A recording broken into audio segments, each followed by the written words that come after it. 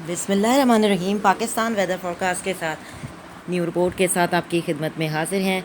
बात करते हैं मौसम की सूरत हाल के लिहाज से। तो बारिशों का जो सिलसिला जारी है, जिससे काफ़ी फसलें जो है वो तबाह हो चुकी हैं। आज हल्की फुल्की बारिश होगी, ज़्यादा तेज़ बारिशें नहीं होंगी। और ये जो बारिशें हैं ये ज़्यादा स्टार्ट होने वाली हैं 28 फरवरी को। 28 फरवरी को ये सिस्टम स्टार्ट होगा, ये जो न्यू सिस्टम बन रहा है बारिशों का।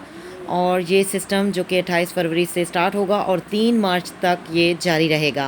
कहीं तेज़ बारिश होगी, कहीं हल्की बारिश होगी, कहीं तूफ़ानी बारिशें होंगी और पहाड़ों पर बर्फ़बारी होगी।